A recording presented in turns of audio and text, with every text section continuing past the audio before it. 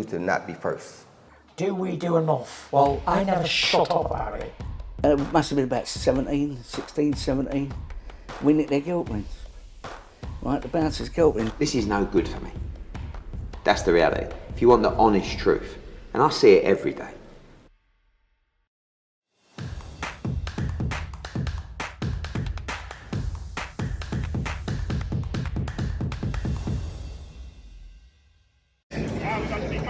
COLM McGuigan for IFL TV. Frank Smith, you honestly look as if you've done a few rounds with Edward there. How are you feeling after that? Brilliant, mate. Just broke my PB for anyone who's interested. Beat Eddie Hearn. In this weather. 23:35. Beat Parsons, beat Eddie Hearn. No, Parsons beat me. Did he? Yeah. Wow. But he hasn't been training as hard as us this week, so he's had a few days off. Should we sit on this seat? Yeah. In terms of tonight and this fight night, there's a burning question that I need to ask. Chris Algieri removed from the broadcast according to Dak Warrington. I believe it's true, but what's actually happened there? How's that? Yeah, I mean, it is true. It was a discussion with the zone. There's been obviously a lot of back and forth between the two of them throughout this whole process. And I think, in terms of Conor's first fight back, there could have been something between them. We can't hide away from it. But Chris Algieri continues to work for the zone, obviously.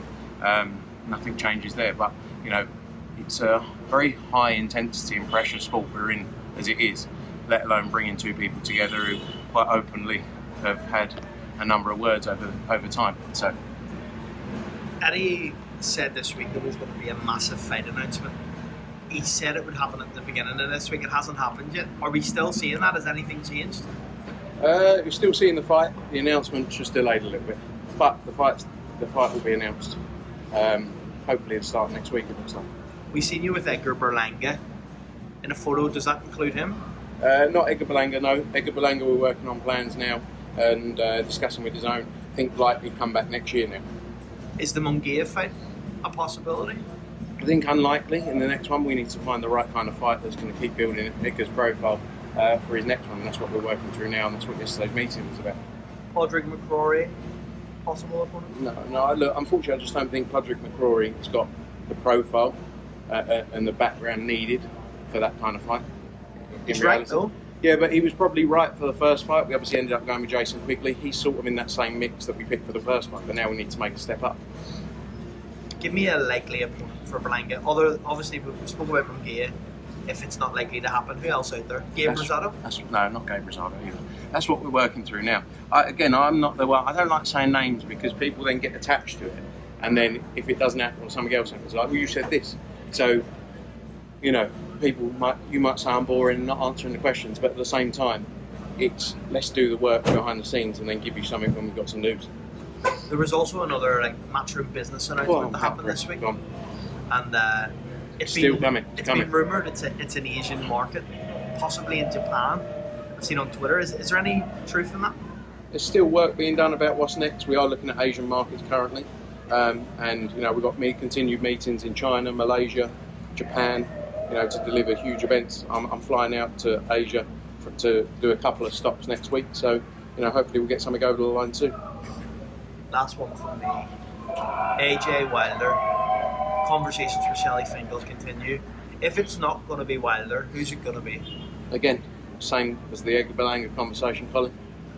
If I say names and then they don't happen, people get attached to them and go, well, you said it was this name.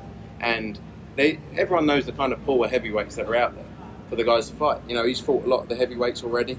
So it has to be the right fight, has to be the right step for him. So that's what we're discussing with the team now. But look, our plan is still to try and get him out in December.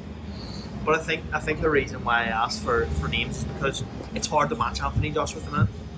You've seen that whenever you had this last fight. So now when you're getting to the point where there's only a certain crop of heavyweights, could we see a Ruiz rematch again? I think unlikely. Look, I've got to be honest, one of the big issues with Anthony Joshua is everyone looks at it as like their meal ticket to get paid 10 times the money they've ever been paid before, and so many people aren't sensible about it. And that's where Helenius got the fight, because he was sensible. He'd rather deliver his highest payday in his life than quote some stupid number that doesn't get done. And that's what we face a lot of the time, with heavyweight opponents for Anthony Joshua.